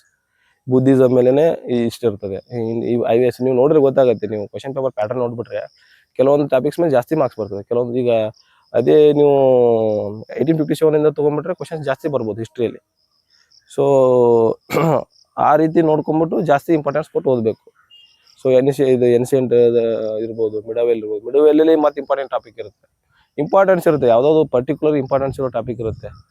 ಸೊ ಅದು ಸಿಗ್ನಿಫಿಕೆನ್ಸ್ ಏನಂತ ಹೇಳ್ತಾರೆ ನಾವು, ಆ ಒಂದು ಇದರಿಂದ ಏನೋ ದೊಡ್ಡ ಸಿಗ್ನಿಫಿಕೆನ್ಸ್ ಇರುತ್ತೆ. ಸೊ ಅಂಥವುಗಳನ್ನ ಇಂಪಾರ್ಟೆನ್ಸ್ ಕೊಟ್ಟು ಅದಕ್ಕೊಂದು ಟೈಮ್ ಕೊಟ್ಟು ಓದೋದ್ರಿಂದ ಇಟ್ ವಿಲ್ ಬಿ ಹೆಲ್ಪ್ಫುಲ್ ಅಂತ ನನಗೆ ಅನ್ಸುತ್ತೆ. ಪ್ರಿಲಿಮ್ಸ್ ಓರಿಯೆಂಟೆಡ್ ಈಗ ಆಯ್ತು ಸರ್, ಈಗ ಮತ್ತೆ ಮೇನ್ಸ್ ಓರಿಯೆಂಟೆಡ್ ಈಗ ಮತ್ತು ಟೆಸ್ಟ್ಗಳು ಯಾವ ತರ ಹೆಲ್ಪ್ಫುಲ್ ಆಗುತ್ತೆ ಸರ್? ಅದು ಈಗ ಪ್ರಿಲಿಮ್ಸ್ ಮೇನ್ಸ್ ಅಂತ ಏನು ಸಪರೇಟ್ ಓದೋದೇನು ಇಲ್ಲ, ಎಲ್ಲ ಒಂದೇ. ಮೇನ್ಸ್ ಓದ್ಬೇಕಾದ್ರೆ ಸ್ವಲ್ಪ ಡೀಪ್ ಆಗಿ ಓದ್ತೀವಿ ಕಾನ್ಸೆಪ್ಟ್ ವೈಸ್. ಫಿಲ್ಮ್ಸ್ ಓದ್ಬೇಕಾದ್ರೆ ಸ್ವಲ್ಪ ಮೆಮೊರೈಸೇಷನ್ ಇರ್ತದೆ, ಅಂದ್ರೆ ಇನ್ಫಾರ್ಮೇಶನ್ ರಿಲೇಟೆಡ್. ಏನೋ ಒಂದು ಕೇಳ್ತಾರೆ, ನಂಬರ್ ಕೇಳ್ತಾರೆ, ಈಗ ಯಾವ್ದೋ ಒಂದು ಬಜೆಟ್ ಯಾವ್ದೋ ಒಂದು ಸ್ಕೀಮ್ ಬಗ್ಗೆ ಕೇಳ್ಬೋದು, ಎಷ್ಟು ಬಜೆಟ್ ಅಲೋಕೇಶನ್ ಮಾಡಿರೋ ಅಂತ ಕೇಳ್ಬೋದು, ಅಥವಾ ಎಷ್ಟು ಪರ್ಸೆಂಟೇಜ್ ಏನು ಗುರಿ ಆಗಿದೆ ಅಂತ ಕೇಳ್ಬೋದು. ಸೊ ಆ ಟೈಮ್ ಇದ್ದಾಗ ಅದನ್ನ ನೆನಪಲ್ಲಿ ಇಟ್ಕೊಳ್ಳಿ, ಬೇರೆ ದಾರಿ ಇಲ್ಲ. ಸೊ ಅಲ್ಲಿ ಕಾನ್ಸೆಪ್ಟ್ ಅನ್ನೋದಕ್ಕಿಂತ ಅಲ್ಲಿ ನೆನಪಲ್ಲಿ ಇಟ್ಕೋಬೇಕು. ಸೊ ಫಿಲ್ಮ್ಸ್ ಈ ತರ ಇರ್ತದೆ. ಆ ತರದ್ ಏನ್ ಮಾಡ್ಬೇಕು, ವೆರಿ ಶಾರ್ಟ್ ಟೈಮಲ್ಲಿ ಓದ್ಬೇಕು. ಅವನ್ನ ನೆನಪಲ್ಲಿ ಇಟ್ಕೊಳ್ಳೋದಂಥದ್ದು ನೀವು ಇವತ್ತು ಕಾನ್ಸೆಪ್ಟ್ ವೈಸ್ ಅನ್ನ ಹಿಂದೆ ಓದ್ಬೇಕು. ಆಮೇಲೆ ನಾವು ನಂಬರ್ಗಳನ್ನ ನಂಬರ್ಗಳು ಬಹಳ ದಿವಸ ನೆನಪಿಲ್ಲ. ಸೊ ವಿದಿನ್ ಶಾರ್ಟ್, ಈಗ ಎಕ್ಸಾಮ್ ಇರೋದು 2-3 ದಿವಸ ಹಿಂದೆ ಓದಿದ್ರೆ ಸಾಕು, ಈ ನಂಬರ್ಗಳನ್ನ ನೆನಪು ಉಳಿಯುತ್ತೆ. ಆಮೇಲೆ ಬೇಗನೂ ಮರ್ತ ಹೋಗುತ್ತೆ. ಕಾನ್ಸೆಪ್ಟ್ ಅನ್ನೋನ್ನ ಮೊದ್ಲೇ ಓದ್ಬಿಟ್ರೆ ಇಟ್ ವಿಲ್ ಬಿ ರಿಮೆಂಬರ್ಡ್. ಇದು ಜಾಸ್ತಿ ಹೆಲ್ಪ್ ಆಗುತ್ತೆ ನಿಮಗೆ. ಸರ್, ಈಗ ಸಬ್ಜೆಕ್ಟ್ ಇಂದು ಅನ್ನೋದ್ರೆ ಈಗ ಪ್ರಾಕ್ಟೀಸ್ ಯಾವ ತರ ಮಾಡ್ಬೇಕು ಸರ್ ಇದರಲ್ಲಿ? ಟೆಸ್ಟ್ ಗಳನ್ನ ಅಟೆಂಡ್ ಮಾಡೋದ್ರಾಗಲಿ, ಮೇನ್ಸ್ ಅಲ್ಲಿ ರೈಟಿಂಗ್ ಪ್ರಾಕ್ಟೀಸ್. ಈಗ ಇನ್ನೊಂದು ನೋಡಿ, ನಾವೇನೋ ಓದ್ತೀವಲ್ಲ, ಓದಿದ ತಕ್ಷಣ ನಮ್ಗೆ ಯಾಕೆ ಅದ್ರ ಜಾಸ್ತಿ ಅಂಡರ್ಸ್ಟ್ಯಾಂಡ್ ಆಗಲ್ಲ ಅಂದ್ರೆ ಅದನ್ನ ನಾವು ಬಳಕೆ ಮಾಡ್ಬೇಕು. ಈಗ ಫಾರ್ ಎಕ್ಸಾಂಪಲ್, ಈಗ ನಾನು ಏನೋ ಒಂದು ಟಾಪಿಕ್ ಓದ್ದೆ, ಅದು ನಿಮ್ ಮುಂದೆ ಎಕ್ಸ್ಪ್ಲೈನ್ ಮಾಡ್ರೆ ಐ ವಿಲ್ ಅಂಡರ್ಸ್ಟ್ಯಾಂಡ್ ಬೆಟರ್. ನಿಮ್ಗಿಂತ ನನಗೆ ಚೆನ್ನಾಗಿ ಅರ್ಥ ಆಗುತ್ತೆ. ಈಗ ನಾ ಓದಿದನ್ನ ನಾನು ಇನ್ನೊಂದ್ಸತಿ ನಾವು ಹೇಳ್ಬೇಕಾದ್ರೆ I will be more conscious while explaining. So ಅದೇನಾಗುತ್ತೆ, ನನಗೆ ಇನ್ನೊಂದ್ ಸ್ವಲ್ಪ ಅದ್ರ ಬಗ್ಗೆ ಇದು ಆಗುತ್ತೆ, ಕಾನ್ಶಿಯಸ್. ಆಮೇಲೆ ಅದ್ರ ಬಗ್ಗೆ ನೀವು ನೋಡದೆ ಬರೆಯೋದು, ನೋಡ್ದೇನೆ ನೋಟ್ಸ್ ಮಾಡ್ಕೊತಿರ್ತಿರ್ಲ ಓದ್ಬಿಟ್ಟು ಅದೇನಾಗುತ್ತೆ, ಸ್ವಲ್ಪ ನಾವು ಓದಿದ್ದನ್ನ ವರ್ಕ್ ಮಾಡಿದಂಗ ಆಗುತ್ತೆ. ಸೊ ಅದು ಮೋರ್ ಎಫೆಕ್ಟಿವ್ ಇರ್ತದೆ. ಸೊ ಹಂಗೆ ನೀವು test is good practice. Actually test ಬರಿಬೇಕು. ನಾವು ಸುಮ್ನೆ ಓದಿರ್ತೀವಿ, we have to write. First ಓದಿದ್ರಿಂದ ನಮಗೆ ಮತ್ತೆ ನೆನಪಲ್ಲಿ ಇಟ್ಕೊಳ್ಳೋಕೆ ಹೆಲ್ಪ್ ಆಗುತ್ತೆ ಬರೆಯೋದ್ರಿಂದ. ಆಮೇಲೆ ನಾವು ಬರೆಯೋ ಸ್ಪೀಡಿಗೂ ಅದು ಮ್ಯಾಚ್ ಆಗುತ್ತೆ. ಸೊ ಇದೆಲ್ಲಾನು ನಮ್ಮ ಇದಾಗಬೇಕಂದ್ರೆ ಬರೆಯೋದು ಇಂಪಾರ್ಟೆಂಟ್. ಆಮೇಲೆ ಕಾನ್ಸೆಪ್ಟ್ ಅನ್ನ ಸ್ವಲ್ಪ ಲೈಕ್ ಮೈಂಡೆಡ್ ಪೀಪಲ್ ಜೊತೆ ಸ್ವಲ್ಪ ಅದನ್ನ ಡಿಸ್ಕಷನ್ ಮಾಡೋದ್ರಿಂದನೂ ಹೆಲ್ಪ್ ಆಗುತ್ತೆ. ಸಮಾನ ಮನಸ್ಕರು ಬೇಕೇ ಬೇಕಲ್ಲ ಸರ್ ಇಲ್ಲಿ ಡಿಸ್ಕಷನ್? 1-2-3 ಜನ ಇದ್ರೆ ಮಾಮೂಲಿ ಈವ್ನಿಂಗ್ ಟೈಮ್ ಅಲ್ಲಿ, ಮುಂಜಾನೆ ಎಲ್ಲ ಓದಿರ್ತೀರಿ, ಈವ್ನಿಂಗ್ ಟೈಮ್ ಸ್ವಲ್ಪ ಬೇಸರ ಆಗಿರುತ್ತೆ. ಆ ಟೈಮಲ್ಲಿ ಸುಮ್ನೆ ಒಂದ್ ವಾಕ್ ಹೋಗ್ಬಿಟ್ಟು ಟೀ ಕುಡಿಯೋ ಟೈಮಲ್ಲಿ 1-2 ಗಂಟೆ ಡಿಸ್ಕಷನ್ ಮಾಡ್ಬೋದು. ವಾಕಿಂಗ್ ಹೋಗ್ತಾ ಡಿಸ್ಕಷನ್ ಮಾಡ್ಬೋದು. Discussion important sir. Discussion important ಅಂದ್ರೆ ನೀವು ಕೆಲವೊಂದ್ಸತಿ 3 ಜನ ಒಂದೊಂದು ಕಾನ್ಸೆಪ್ಟ್ ಡಿಸ್ಕಷನ್ ಮಾಡ್ಬೇಕಾರೆ ನಾನು ಓದಿರೋ ತಪ್ಪಿರ್ಬೋದು, ನೀವು ಓದಿರಿ ಅಲ್ಲ ನಾವು ಓದಿ ಅರ್ಥ ಮಾಡ್ಕೊಂಡ್ರೆ ಸ್ಟೈಲ್ ತಪ್ಪಿರ್ಬೋದು. ಈಗ ನೀವು ಓದಿರೋದು ಅಂಡರ್ಸ್ಟ್ಯಾಂಡಿಂಗ್ ಕರೆಕ್ಟ್ ಇರ್ಬೋದು, ಆ ಓದ್ಬೇಕು ಡಿಸ್ಕಷನ್ ಮಾಡ್ಬೇಕಾದ್ರೆ you will realise yes sir. ಈ ತರ ಇದೆ, ಈ ತರ ಅಲ್ಲ, ಈ ತರ ಇದೆ ಅಂತ ಹೇಳ್ಬೋದು. ಸರ್ ಇದು ನಾ ಇನ್ ಜನರಲ್ ಆಲ್ ಓವರ್ ಎಲ್ಲ ಎಕ್ಸಾಮ್ಗಳಿಗೆ ನಾನು ಒಂದು ಪ್ರಶ್ನೆ ಕೇಳ್ತೀನಿ ಸರ್. ಈಗ ಡಿಸ್ಕಷನ್ಗೆ ನೀವು ಹೇಳಿದ್ರಿ, ಈಗ ನನ್ನ ಒಂದು ವಿಶೇಷವಾಗಿ ನಾವು ಅಸಿಸ್ಟೆಂಟ್ ಪ್ರೊಫೆಸರ್ ಹೆಚ್ಚಾಗಿ ಆದ್ಯತೆ ಕೊಡ್ತಾ ಇದ್ದೀವಿ ಸರ್ ಈಗ. ಸೊ ಇದೇ ಒಂದು ಕಾನ್ಸೆಪ್ಟ್ ಅಲ್ಲಿ ಒಂದು ಸಬ್ಜೆಕ್ಟ್ ಅನ್ನ ಯಾವ ತರ ಕವರ್ ಮಾಡ್ಕೋಬೇಕು ಸರ್ ಈಗ?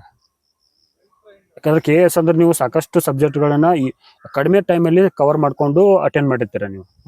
ಈಗ ನಾವು ಇಲ್ಲಿ ನಮ್ದು ಆಪ್ಷನಲ್ ಸಬ್ಜೆಕ್ಟ್ ಬರ್ ಸರ್. ಈಗ ಉದಾಹರಣೆಗೆ ನಮ್ದು ಹಿಸ್ಟ್ರಿ, ಪೊಲಿಟಿಕಲ್ ಸೈನ್ಸ್, ಸೋಷಿಯಾಲಜಿ ಅನ್ಕೊಡ್ರಿ. ಯಾವುದೇ ಒಂದು ಸಬ್ಜೆಕ್ಟ್ ಅನ್ನ ಕಡಿಮೆ ಟೈಮ್ ಒಳಗ, ಶಾರ್ಟ್ ಟೈಮ್ ಒಳಗ ಅದನ್ನ ಬೇಗ ಕವರ್ ಮಾಡ್ಕೊಂಡು ನೋಟ್ಸ್ ಮಾಡ್ಕೊಂಡು ರೀಕಾಲ್ ಮಾಡ್ಕೋಬೇಕಾದ್ರೆ ಯಾವ ಸಿಸ್ಟಮ್ ಬಳಸ್ಬೇಕು ಸರ್? ಈಗ ಒಂದು ಈಗ ಸ್ವಂತ ಓದ್ಬೇಕಂದ್ರೆ ಬುಕ್ಸೇ ಓದ್ಬೇಕು. ಆಮೇಲೆ ಈ ಸಾಕಷ್ಟು ಮಟೀರಿಯಲ್ಸ್ ಇದೆ, ನೀವು ಯೂಟ್ಯೂಬ್ ಅಲ್ಲಿ ಸಿಗುತ್ತೆ, ನಿಮ್ಗೆ ಕನ್ಸೈನ್ ನೋಟ್ ಸಿಗುತ್ತೆ. ಸೊ ಈಗಾಗಲೇ ಹೇಳಿದಾಗೆ ಒಂದ್ಸತಿ ನಾವು ಡೀಪ್ ಆಗಿ ಓದ್ಬೇಕು, ಸಬ್ಜೆಕ್ಟ್ ಓದ್ಬೇಕು. ಅಟ್ಲೀಸ್ಟ್ ಅದ್ರ ಹಿನ್ನೆಲೆ ಗೊತ್ತಿರ್ಬೇಕು ನಮಗೆ. ಈಗ ಕೊಡಗದಲ್ಲಿ ಕೊಡಗ್ ಯಾಕೆ ನಮ್ಮ ಇಂಡಿಯನ್ ಏನಂತಾರೆ ಸ್ಕಾಟ್ಲ್ಯಾಂಡ್ ಯಾಕೆ ಅಂತಾರೆ ಅನ್ನೋದು ಅಂತಾರೆ ಅಂತ ಅಷ್ಟೇ ನೆನ್ಪಿಟ್ಕೋಬಾರ್ದು, ಯಾಕೆ ಅಂತಾರೆ ಅನ್ನೋದು ನೆನ್ಪಿಟ್ಕೋಬೇಕು. ಆ ಕ್ಲೈಮೇಟ್ ಸಲುವಾಗಿ ಹಂಗ ಅಂತಾರ, ಏನಾದ್ರು ಅಲ್ಲಿರೋದು ಹಿಲ್ ಸಿಸ್ಟಮ್ ಇರ್ಬೋದು ಅದ್ರ ಸಲುವಾಗಿ ಅಂತಾರ, ಯಾವ ಯಾವ ಯಾವ ಕಾರಣಕ್ಕೆ ಅಂತಾರೆ, ಅಲ್ಲಿ ಕಲ್ಚರ್ ಸಲುವಾಗಿ ಅಂತಾರ, ಆಮೇಲೆ ಅಲ್ಲಿ ಏನಾದ್ರು ಬೆಳೆಯೋ ಬೆಳೆ ಸಲುವಾಗಿ ಅಂತಾರೆ, ಕಾಫಿ ಇದೆಲ್ಲ ಇದ್ರ ಬಗ್ಗೆ ಆತರ ಅಂತಾರ. ಸೊ ಯಾವ ಕಾರಣದಿಂದ ಅಂತಾರ ನಮ್ಗೆ ಅರ್ಥ ಆಗಿದ್ರೆ, ಸೊ ನಾವ್ ನೆನಪಿಲ್ಲ ಅಂದ್ರು ಅದು ಕೊಡಗ್ ಈ ತರ ಅಂತಾರ ಅನ್ನೋದ್ರ ವಿ ಕ್ಯಾನ್ ಏನೋ ರಿಲೇಟೆಡ್.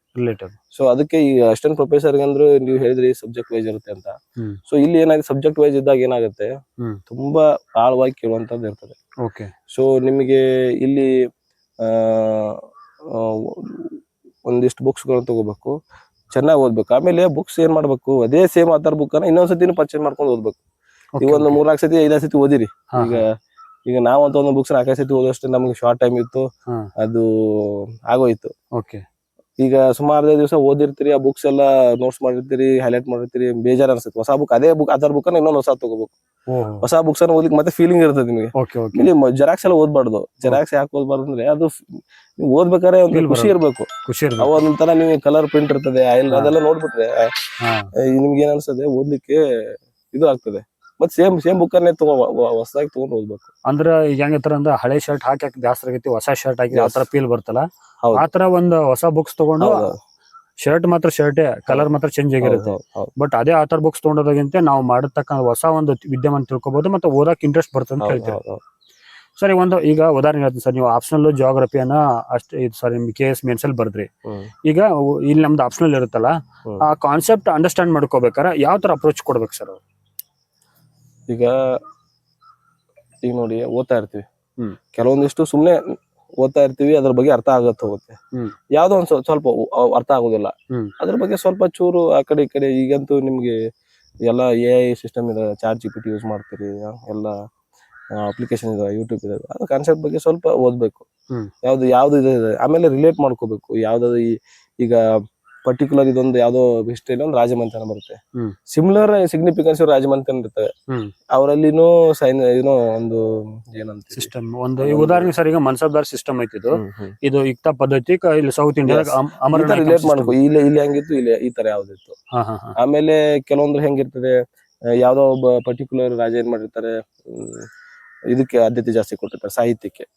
ಪರ್ಟಿಕ್ಯುಲರ್ ನೋಡಿ, ಈಗ ರಾಷ್ಟ್ರಕೂಟ ಟೈಮಲ್ಲಿ ನಮ್ಮ ಕರ್ನಾಟಕದ ಕನ್ನಡ ಸಾಹಿತ್ಯ ಬಹಳಷ್ಟು ಬೆಳೀತು. ಸೊ ಆತರ ರಿಲೇಟ್ ಮಾಡಿ ಓದ್ಬೇಕು ಅಂತ ನನಗನ್ಸ್ತದೆ. ಈಗ ಇಂಪಾರ್ಟೆನ್ಸ್ ಅಂದ್ರೆ ನೋಡಿ, ಈಗ ದೇರ್ ಆರ್ 2 things. ನೆನಪಲ್ಲಿ ಇಟ್ಕೊಂಡು ಬರೀಬೇಕಾದ್ರೆ ಏನು ಮಾಡಕ್ಕಾಗಲ್ಲ. ಈ ಯುದ್ಧ ಯಾವಾಗ ನಡೆದಿದೆ ಅಂದ್ರೆ ನೀವು ನೆನಪಿಟ್ಲೇಬೇಕು, ಅಲ್ಲಿ ಕಾನ್ಸೆಪ್ಟ್ ಏನು ಇಲ್ಲ ಅಲ್ಲಿ. ಆ ಯುದ್ಧದಿಂದ ಏನಾದ್ರೂ ಆಗಿದೆ ಅಂದ್ರೆ ಅದು ಕಾನ್ಸೆಪ್ಟ್. ಈಗ 1526 ಯುದ್ಧ ಆಗಿದೆ, ಇದು ಏನು ಅದು ಪಾನಿಪತ್ ಕದನ ಆಗಿದೆ ಅಂದ್ರೆ ಅದ್ರ ಸಿಗ್ನಿಫಿಕೆನ್ಸ್ ಏನು?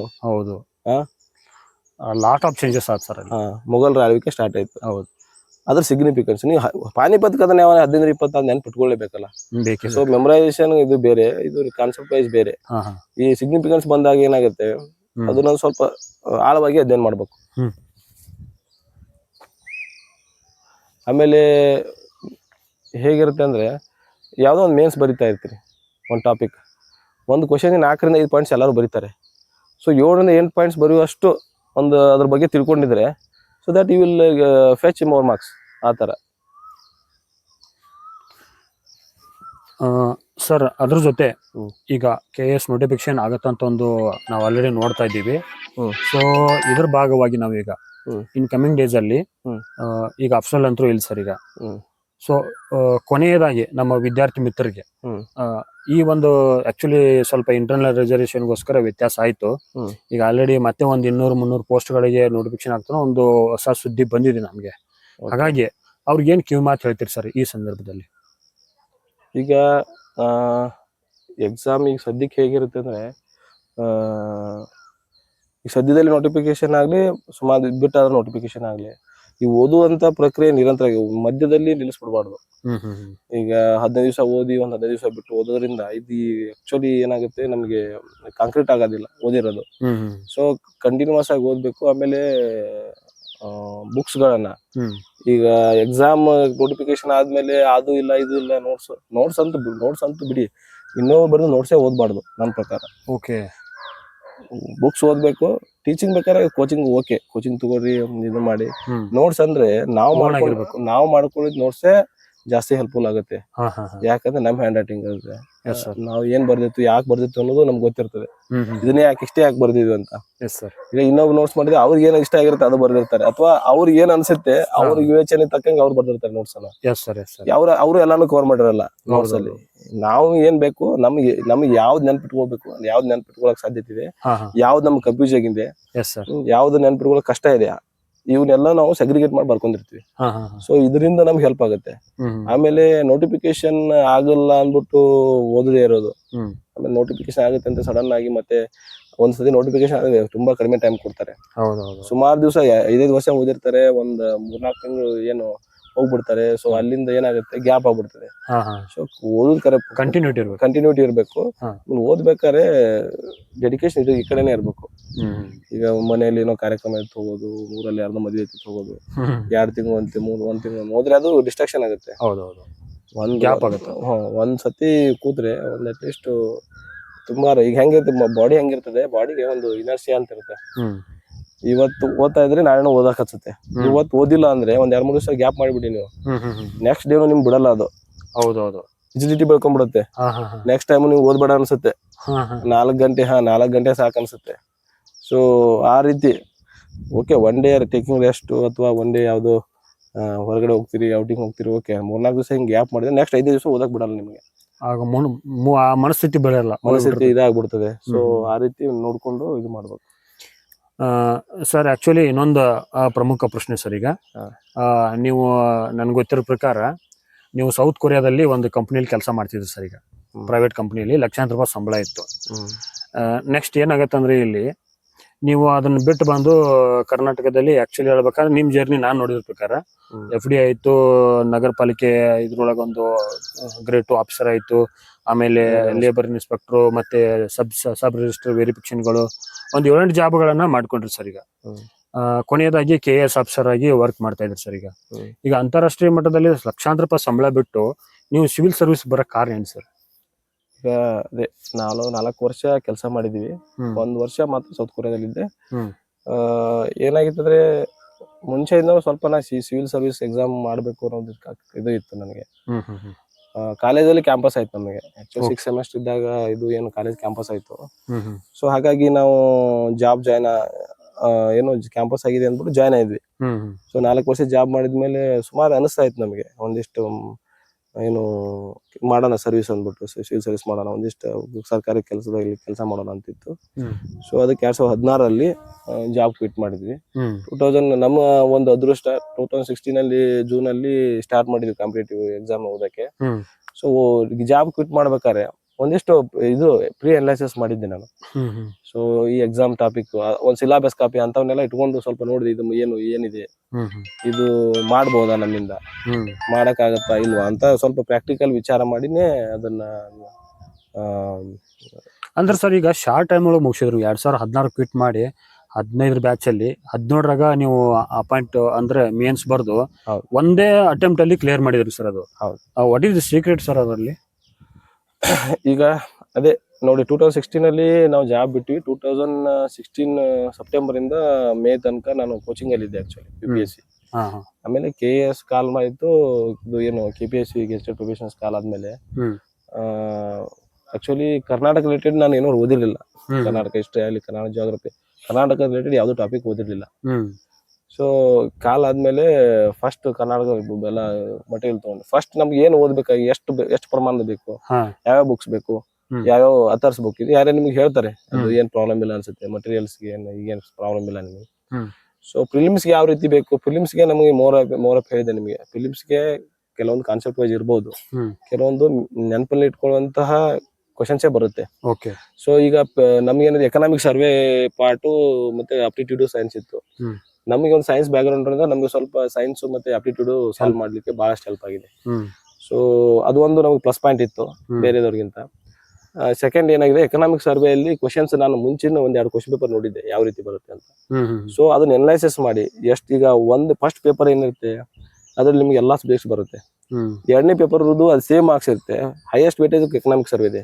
ಓಕೆ. ನೀವು ಒಂದು ಎಕನಾಮಿಕ್ ಸರ್ವೆನ ಬರೀ ನೀವು ಅದಕ್ಕೊಂದು 2-3 ದಿವಸ ಟೈಮ್ ಕೊಟ್ರೆ ಹ್ಮ್. ಅದನ್ನೇ ನಿಮಗೆ ಸಾಕಷ್ಟು ಮಾರ್ಕ್ಸ್ ಬರುತ್ತೆ. ನಂದು 228 ಎಷ್ಟು ಪ್ರಿಲಿಮ್ಸ್ ಆಗಿತ್ತು. ಓಕೆ. 228. 228 ಪ್ಲಸ್ ಏನೋ ಆಗಿತ್ತು ಎಸ್ ಸರ್. ಎರಡು ಸರಿ. ಬಟ್ ಸೆಕೆಂಡ್ ಪೇಪರ್ ಅಲ್ಲಿ ಬಹಳ ಸ್ಕೋರ್ ಆಗಿಬಿಟ್ಟಿತ್ತು ನಾನು. ಎಕನಾಮಿಕ್ ಸರ್ವೆ, ಸೈನ್ಸ್ ಅಪ್ಟಿಟ್ಯೂಡ್ ಅಂತ ಆಲ್ಮೋಸ್ಟ್ ಅಲ್ಲೇನೆ ಜಾಸ್ತಿ ಆಗಿತ್ತು ಅನ್ಸುತ್ತೆ. ಅರೌಂಡ್ 130-140 ಪ್ಲಸ್ ಆಗಿರ್ಬೇಕು ಅದ್ರಲ್ಲಿ. ಸೊ ಪ್ರಿಲಿಮ್ಸ್ ಆದ್ಮೇಲೆ ನೀವು ಎಕ್ಸಾಮ್ ಕ್ಲಿಯರ್ ಆಗುತ್ತಾ ಬಿಡುತ್ತೋ, ಪ್ರಿಲಿಮ್ಸ್ ಮುಗಿದ್ ಒಂದ್ ದಿವಸ ರೆಸ್ಟ್ ಮಾಡಿ ಮೇನ್ ಸ್ಟಾರ್ಟ್ ಮಾಡ್ಬಿಡೋದು. ನೀವು ಆಮೇಲೆ ಇವನ್ ನಿಮ್ಗೆ ಗೊತ್ತಾಗುತ್ತೆ ಅಟ್ಲೀಸ್ಟ್ ಈಗಂತೂ ನಿಮಗೆ ಏನು ಕೀ ಆನ್ಸರ್ ಗೊತ್ತಾಗುತ್ತೆ. ಆಮೇಲೆ ಒಂದಿಷ್ಟು ಹೆಚ್ಚು ಕಮ್ಮಿ ಆಗ್ತಿರುತ್ತೆ. ಇದು ಏನು ಇವ್ರು 5-10 ಮಾರ್ಕ್ಸ್ ಏನು ಪ್ರಿಡಿಕ್ಷನ್ ಮಾಡಿದ ಬಗ್ಗೆ ಓದ್ಲಿಕ್ಕೆ ಸ್ಟಾರ್ಟ್ ಮಾಡ್ಬೇಕು. ಮೇನ್ಸ್ ಇಮಿಡಿಯೇಟ್ ಆಗಿ ಓದ್ಬೇಕು. ನಾವ್ ಅದೇ ಹೇಳಿದ್ನಲ್ಲ, ಓದ್ಬೇಕಾದ್ರೆ ಪ್ರಿಲಿಮ್ಸ್ ಮೇನ್ಸ್ ಅಂತ ಬೈಫರ್ಕೇಶನ್ ಮಾಡಿ ಓದ್ಬಾರ್ದು, ಓದ್ಬೇಕು. ನೆನಪಲ್ಲಿ ಇಡೋದೇನಂದ್ರೆ ಸ್ವಲ್ಪ 2 to 3 days ಆತರ ನೋಡ್ಕೊಂಡು ಹೊಂದಾಣಿಕೆ ಮಾಡ್ಕೊಂಡು ಓದ್ಬೇಕು. ಒಟ್ಟಲ್ಲಿ ಒಂದು ವಾರದಲ್ಲಿ ಪ್ರಿಪರೇಷನ್ ಮಾಡ್ಕೋಬೇಕು. ನೆನಪಿಡೋದು. ಈಗ ಪ್ರಿಪರೇಷನ್ ಅಂದ್ರೆ ಈಗ ನಿಮ್ ನೋಟ್ಸ್ ಮಾಡ್ಕೊಳ್ಳೋದು ಉದ್ದೇಶನೇ ಅದು. ಕೆಲವೊಂದ್ ಏನಿರ್ತದೆ, ಈಗ ಫಾರ್ ಎಕ್ಸಾಂಪಲ್ ಹಿಸ್ಟ್ರಿಯಲ್ಲಿ ಯಾವ್ದೋ ಇಸ್ವಿ ಕೇಳ್ತಾರೆ ನಿಮಗೆ, ಅದೇನ್ ಚೇಂಜ್ ಆಗೋದಿಲ್ಲ. ಬಟ್ ಎಕಾನಮಿ ಹಂಗಲ್ಲ. ಈ ಕ್ವಾರ್ಟರ್ ಅಲ್ಲಿ ಏನಾಗಿದೆ, ಈ ಕ್ವಾರ್ಟರ್ ಅಲ್ಲಿ ಏನಾಗುತ್ತೆ. ಸೊ ಅಂತವನ್ನೆಲ್ಲ ನೀವು ಒಂದೊಂದ್ ವರ್ಷ ಹಳಿದೆಲ್ಲ ನೀವು ಇದು ಎಲ್ಲ ನೆನಪಲ್ಲಿ ಇಟ್ಕೊಳ್ಳೋ ಅವಶ್ಯಕತೆ ಇಲ್ಲ. ಬಟ್ ಅವಾಗ ಕಾನ್ಸೆಪ್ಟ್ ನೋಡ್ಕೋಬೇಕು. ಸೊ ಈ ರೀತಿ ಮಾಡ್ಕೊಂಡು ಓದ್ಬೇಕು. ಆಮೇಲೆ ಎಫೆಕ್ಟಿವ್ ಸ್ಟಡಿ ಮಾಡ್ಬೇಕು. ಹೇಳಿದ್ವಲ್ಲ, ಯಾವ್ದೋ ಒಂದು ಟಾಪಿಕ್ ಎಷ್ಟು ಇಂಪಾರ್ಟೆನ್ಸ್ ಕೊಡ್ಬೇಕು, ಮಾರ್ಕ್ಸ್ ಎಷ್ಟು ಇರುತ್ತೆ ಅದಕ್ಕೆ ಎಷ್ಟು ಕೊಡ್ಬೇಕು.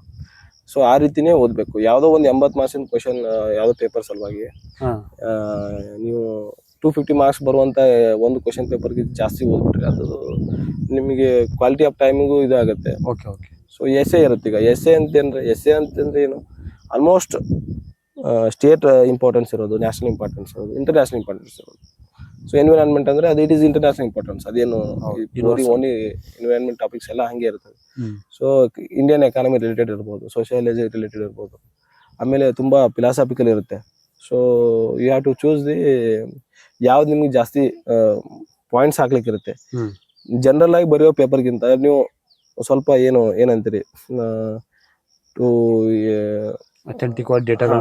ಡೇಟಾ ನಿಮ್ಗೆ ಏನಿರುತ್ತೆ, ಯಾವ್ದೋ ಎಕ್ಸಾಮ್ ಅಲ್ಲಿ ನೀವು ಬರಿಬೇಕಾದ್ರೆ to support your answer you need some data. ಅಂತ ಟಾಪಿಕ್ ಅನ್ನು ನೀವು ಚೂಸ್ ಮಾಡಿದ್ರೆ ನಿಮಗೆ ಅದು ಜಾಸ್ತಿ ಇದಾಗುತ್ತೆ ಪ್ರಿಪರೇಷನ್.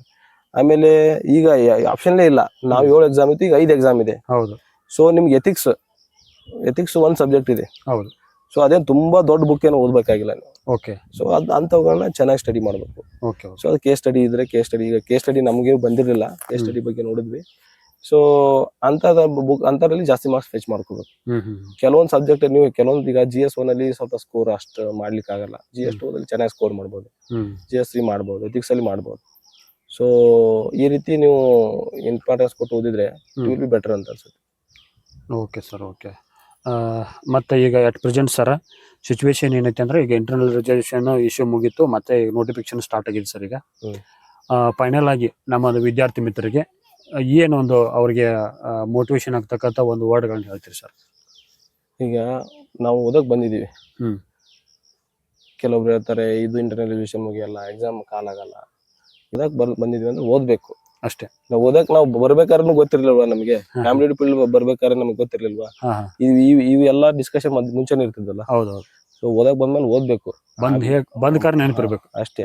ನಿಮ್ಗೆ 10 ಸೀಟ್ ಕರೆದ್ರು ಸೇಮ್ ಎಫರ್ಟ್ ಹಾಕ್ಬೇಕು, 100 ಸೀಟ್ ಕರೆದು ಸೇಮ್ ಎಫರ್ಟ್ ಹಾಕ್ಬೇಕು, 500 ಸೀಟ್ ಕರೆದು ಸೇಮ್ ಎಫರ್ಟ್ ಹಾಕ್ಬೇಕು. ಆಗುತ್ತೆ ಬಿಡ್ತು ಸೆಕೆಂಡ್ರಿ. ಈಗ ನಾವು ACF ಅಲ್ಲೂ ಸಹಿತ ಇಂಟರ್ವ್ಯೂ ಹೋಗಿದ್ದೆ ನಾನು.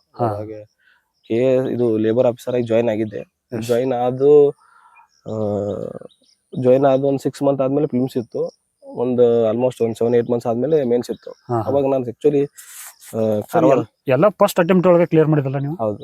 ACF ಇಂಟರ್ವ್ಯೂ ಅಲ್ಲಿ ಸ್ವಲ್ಪ ಒಂದು 4 ಮಾರ್ಕ್ಸ್ ಇದರಲ್ಲಿ ಮಿಸ್ ಆಗಿದೆ. ಬಟ್ ಜಾಯ್ನ್ ಆದ್ಮೇಲೆನೆ ನಮ್ಗೆ ರಜೆನೂ ಏನ್ ಇರ್ಲಿಲ್ಲ. ಆಕ್ಚುಲಿ ಪ್ರೊಫೆಷನಲ್ ಇದ್ದಿದ್ದನ್ನ ರಜೆ ನಮ್ಗೆ ಸಿಗ್ಲಿಲ್ಲ. ಸೊ ಅಲ್ಲಿ ಫಿಲ್ಮ್ಸ್ನು ಸಹಿತ ನಾವು ಇದೇ ಹೆಲ್ಪ್ ಆಗಿದ್ದು ನನಗೆ. ಸೈನ್ಸ್ ಬ್ಯಾಕ್ ಗ್ರೌಂಡ್ ಇರೋದ್ರಿಂದ ಅದು ಯಾವ್ದು ಟಾಪಿಕ್ ಎಷ್ಟು ಅಂತಾನೆ ನೋಡೇ ಓದಿರೋದು ಶಾರ್ಟ್ ಟೈಮ್. ಸೊ ಅಲ್ಲಿನೂ ಸಹಿತ ನಮ್ಗೇನಿದೆ ಒಂದು 2 ಸಬ್ಜೆಕ್ಟ್ ಎಲಿಜಿಬಲ್ ಇದ್ವಿ ಅಷ್ಟೇ. ಎರಡು ಸೀಟ್. ಒಂದು 2A ಅಲ್ಲಿ ಇತ್ತು ಮುಂಚೆ. ಯಾಕಂದ್ರೆ ಬಿಫೋರ್ ಜಾಯ್ನ್ ಆಗ್ಬೇಕಾದ್ರೆ ನನಗೆ ರಿಸರ್ವೇಶನ್ ಇತ್ತು. ಬಿಫೋರ್ ಜಾಯ್ನ್ ಆಗ್ಬೇಕಾದ್ರೆ ಅಪ್ಲಿಕೇಶನ್ ತುಂಬಿದ್ರಿಂದ ಅದೊಂದು ಬರ್ತಾ ಇತ್ತು. ಒಂದು ಜನರಲ್ ಮೆರಿಟ್ ಅಲ್ಲಿ ಒಂದು ಸೀಟ್ ಇತ್ತು. 2 ಸೀಟಿಗೆ ಎಲಿಜಿಬಲ್ ಇದ್ವಿ ಅಷ್ಟೇನು. ಸೊ ಆದ್ರೂ ನಾವು ಇಂಟರ್ವ್ಯೂ ತನಕ ಹೋಗಿದ್ವಿ. ಫೈನಲಿ ಆಯ್ತು, ಸ್ವಲ್ಪ ಅದ್ರಲ್ಲಿ ಮಿಸ್ ಆಯ್ತು. ಬಟ್ ಆ ರೀತಿನೇ ಓದ್ಬೇಕು. ಒಂದು ಸೀಟು 2 ಸೀಟು ಅದ್ರ ಬಗ್ಗೆ ಸ್ಟ್ರಾಟಜಿ ಬೇಸ್ಡ್ ಇದ್ರೆ ಕ್ಲಿಯರ್ ಮಾಡಬಹುದು. ಓಕೆ, ಆತ್ಮೀಯ ಸ್ನೇಹಿತರೆ, ಈ ಒಂದು ವಿಡಿಯೋ ನೋಡೋಕೆ ಧನ್ಯವಾದಗಳು. ನೆಕ್ಸ್ಟ್ ಏನಂದ್ರೆ ನಿಮ್ಮ ಪರವಾಗಿ ಮತ್ತು ನಮ್ಮ ಕ್ಲೇವರ್ ಇಂಡಿಯಾ ಅಕಾಡೆಮಿ ಪರವಾಗಿ KS ಅಧಿಕಾರಿಗಳಾಗಿರ್ತಕ್ಕಂಥ ಮಹೇಶ್ ಕುಡಿಲಿಸ್ ಅವರಿಗೆ ಈ ಒಂದು ವೇದಿಕೆಗೆ ಬಂದು ನಿಮ್ಮೆಲ್ಲರೂ ಕೂಡ ಒಂದು ಅತ್ಯುತ್ತಮವಾಗಿರ್ತಕ್ಕಂಥ ಮಾರ್ಗದರ್ಶನ ಕೊಟ್ಟಿದ್ದಾರೆ ಮತ್ತು ಅವರ ಅಭಿಪ್ರಾಯಗಳನ್ನು ಹಂಚಿಕೊಂಡಿದ್ದಾರೆ. ಈ ಒಂದು ವಿಡಿಯೋದಲ್ಲಿ ನೀವೆಲ್ಲರೂ ಪ್ರಯೋಜನ ಪಡ್ಕೊತಿರ್ತೀನಿ.